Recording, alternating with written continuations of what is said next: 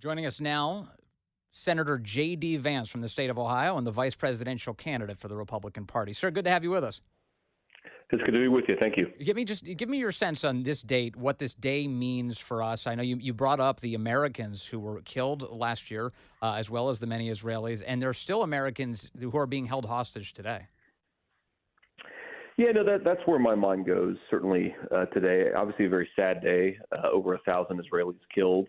And I think a lot of Americans sometimes think of this as just a terrorist attack that happened in Israel. But of course, over 30 Americans were killed. You have multiple Americans who are still being held hostage today. And I think it's important for us to remember this not just as an Israeli event, but also an American event where a lot of innocent Americans lost their lives. And I actually talked to the family, met with some of the family members beforehand of some of those hostages. One in particular talking about her 22-year-old brother who had his 22nd birthday in Hamas captivity and is about to have his 23rd birthday in Hamas captivity. And just think about the unbelievable barbarism, what that kid's life is like. I'm sure that he's hungry, tired, thirsty, certainly terrified for his life. We can't forget these people because there are people, and we got to get them out. President Trump likes to say that were he president, that none of this would have ever happened. And I think there is some evidence to support that, a lot of it, actually.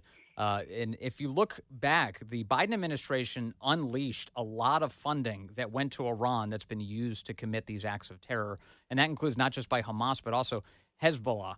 And additionally, this past weekend, you have Kamala Harris saying that she's proud to announce another $157 million in humanitarian relief for Lebanon. Senator, would we need to send that kind of money if Hezbollah wasn't funded to commit its acts of terror? No, we certainly wouldn't. And I think what is so true when President Trump says this wouldn't have happened if he were president is you have to ask yourself, what is the financing mechanism for all this terrorism in the Middle East? And very often the answer is it ties back to Iran. How much money has Iran had unfrozen by the Kamala Harris, Joe Biden regime? And the answer is close to $100 billion. So, of course, not all of that money goes into terrorism, but a lot of it does. A lot of it goes to weapons, to rockets, to missiles that have been fired, not just to the Israelis, but also to Americans. Of course, we've lost a few Americans in the Middle East in the last 6 months as well. So we really have to recognize that while we want peace, and of course we want to accomplish peace however we can, we have to be realists about it or we end up leading to more war. And if you're giving one of the most hostile regimes in the world, one of the biggest, maybe the single biggest state sponsor of terrorism, access to tens of billions of dollars, you have to be honest with yourselves about how they're going to use that money. And I just wish, honestly, after the last year that we've had, that Kamala Harris and Joe Biden kind of throw up their hands and say, you know what, we screwed up. We made a mistake. We sent a lot of money to some of the worst people in the world, and now they're using it to kill Americans and our friends. We're going to stop, but unfortunately, they just can't seem to do that. Senator, it also follows a pattern where Washington continues to fund both sides of so many wars. We keep seeing that happen all the time. They give money to Ukraine, then they enable Russia to grow its war machine through its oil. The Nord Stream pipeline, all of that, and the extent to which it contributed to the Russian coffers. The same is true, as I just mentioned, with Iran and Israel. The same was true in Afghanistan, as we watched our troops die, as we were giving money to Pakistan, who was in turn giving it to the Taliban. Is there any point that we can break this cycle? I think we can. We just have to have smarter leadership. I mean, this is something that I think President Trump appreciated very well in his foreign policy, that obviously we want peace, but the stupidest thing of all is to fund both sides of military conflict. You're exactly right. I mean, Russia's entire war machine is powered by high energy prices, which in some ways the Biden-Harris administration have enabled. We're funding to the tune of almost $100 billion in unfrozen assets, the Iran side of the war, but of course we're also supporting the Israelis. We just need to actually pick and choose and be smart with how we send our resources. I think a lot of Americans, they recognize that, the State Department, the leadership of the country is going to conduct foreign policy, but we can't possibly justify funding both sides of a military conflict. In some ways, we just prolong this stuff. We ensure that it goes longer than it should. We kill, a lot of additional people die when you prolong these conflicts unnecessarily. It's just a lose-lose proposition. We have to be much smarter about how we spend our money. Meanwhile, we have chaos here in the United States. Hurricane Helene just ran roughshod over the southeastern United States. And additionally, we're watching now as Hurricane Milton is barreling towards the Gulf Coast. I know you were touring some of the damage in the Commonwealth of Virginia alongside Governor Glenn Youngkin last week. What are your thoughts on these storms, what they're doing to our country, and how the federal government's responding? Well, I think that, there's, of course, a lot of conspiracy theorizing out there. And I think that the truth is that the big problem with how we respond to these hurricanes is bureaucratic incompetence. I don't think most of these guys are bad people. I just think it's like the DMV at an industrial scale. And unfortunately, when you're delaying resources by days, that can lead to additional loss of life and, at the very least, additional suffering. I mean, when I was in Virginia, I met with Glenn Youngkin, talked with him about the federal response. And I mean, look, these communities have been destroyed. I visited the town of Damascus, Virginia. Thank God no one had lost their lives there. That was really miraculous that a few of the people who had been carried away by the storms had been able to find shelter and not lose their life. But the amount of rebuilding folks are going to have to do is extraordinary.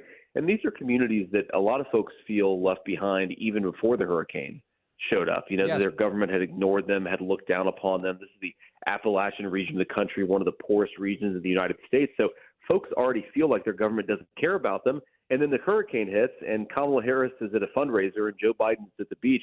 It doesn't send the right signal.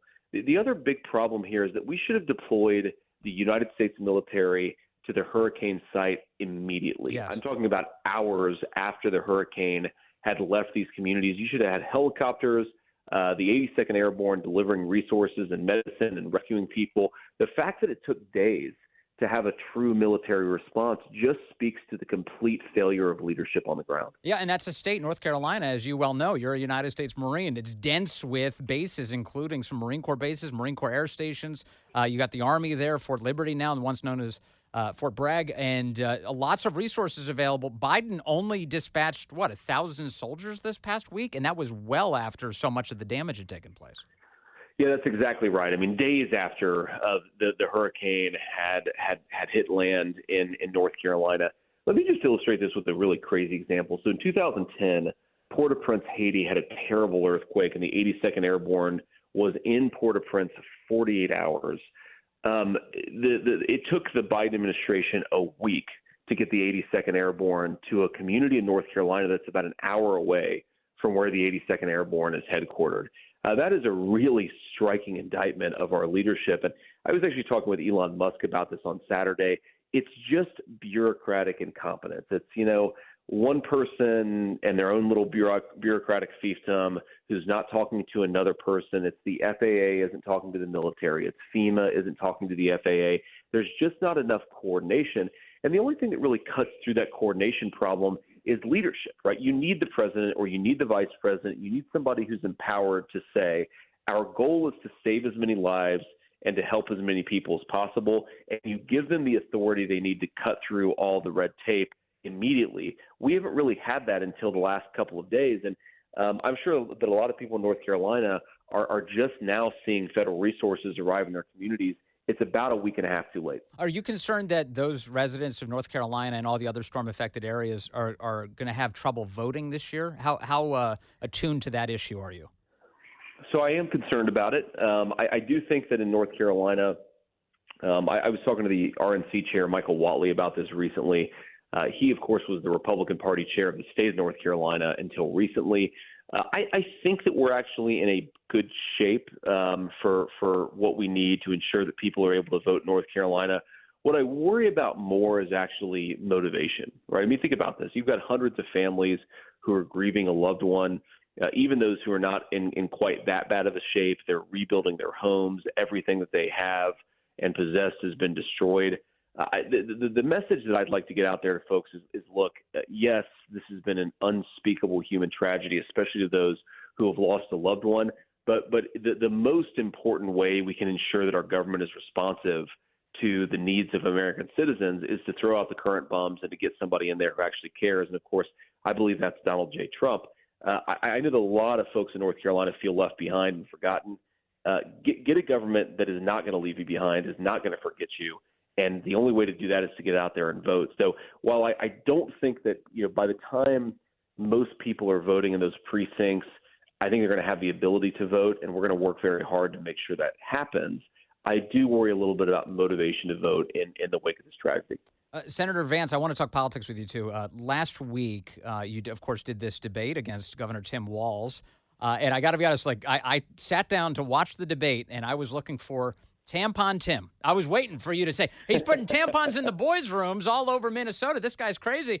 And you never did that. And then I realized at the conclusion of that debate, I said, wait a second. JD Vance's performance today was not built to convince me. I'm already convinced. What was the strategy last week? Well, you kind of hit the nail on the head. I was trying to convince people who weren't fully aware of just how radical and incompetent Kamala Harris's time in government has been. Yeah, I sort of went into this saying, yeah, I could attack Tim Walz over his record, over his misrepresentations, over, the tampons in the boys' bathrooms or any number of other crazy things that he's done. But I realized most Americans still don't have a strong view of Kamala Harris. So why not use my opportunity to talk about her record, to criticize the way that she has actually run the administration over the last 3.5 years, to criticize her for the open border, for casting the tie-breaking vote on trillions of dollars in new spending, just really to introduce to the American people why I think Kamala Harris has been so ineffective and why Donald Trump's time in office was much better when it comes to things like a secure border and rising take-home pay. And so I kind of ignored Tim Walz, and to the extent that he and I obviously had to respond to some of the points that he made. And there are some issues out there where actually I think he is more reasonable than she is. And so I try to, use that to highlight just how radical she was. And that was the strategy that I went into it with. As I get 90 minutes to talk to about 50 million of my fellow Americans, why don't I talk to them about why I think Donald Trump would be a good president and Kamala Harris would be a bad one? That's the most effective way to use that time. Can you tell us, what did President Trump say to you after the debate? We talked about 5 minutes afterwards. He was very happy. He just said, hey, a great job. And he knew my wife was there in studio with me there at CBS in New York. And he just said, take that beautiful wife of yours, go and have a nice meal and enjoy it because you earned it. It was definitely, I could tell he was excited. I was obviously excited. And, now the hardest part of the campaign, this final 30 days is upon us, but we're going to work for every vote. And I think we're going to win. Senator Vance, finally, and thank you for your time today. I know you've talked a little bit before about what your internal polling is showing inside the Trump campaign and the fact that some reporters have smuggled over the data from the Kamala campaign to you as well. What are you hearing? How are you feeling? And what should we be encouraged by? I mean, look, I feel very good about it. I think that it's tight, right? I mean, I think there are a couple of states where I feel very good, Georgia and Arizona. I think, Pennsylvania, Nevada, North Carolina, I feel good about, but it's extremely tight. And I think Michigan and Wisconsin are probably about tied, or maybe we're slightly ahead. Now, we don't have to win all 7 of those states, of course. We only have to win 4 or 5. But I think we just have to really work our tails off. Nobody knows what the final electorate's going to look like. These polls all have big margins of error. So even the polls that I look at that make me feel good, I say, well, if they're off by just a few points, right, this thing could go in the other direction. We just have to work really hard, and we have to get people out there to vote. The biggest difference between Democrats and Republicans is I talked to 100 people in 2020 who wanted to vote for Donald Trump, and I talked to 100 people who wanted to vote for Joe Biden. Democrats got 98, 99 of those 100 people to the polls. Republicans, we got 94, 95. And so to anybody who's listening, just get people out there to vote. We know that we have the votes necessary to win this race. We just need to get people out there and make sure we cross the finish line in the right way. Look, man, I feel very good about the race, but I don't feel so good that we're letting off the brakes. We're going to work hard for every vote. We're going to run through the finish line, and I think we're going to make Donald Trump the next president, but only if we work our butts off. And we've already been early voting in Virginia. You think that's winnable? Look, I think it's winnable. I think it is a reach, to be clear, but I actually think that it really is winnable here. You've got a great Senate candidate in Virginia, Hung Cal. You've got a great governor, obviously. And I talked to Glenn about this when I was in southwestern Virginia. Just very briefly, I said, well, how do you think we're doing? And, he said, look, I think that it's in a very winnable place. And, again, it just depends who shows up to vote.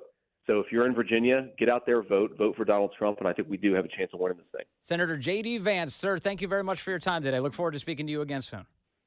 Thank you for having me. Take care.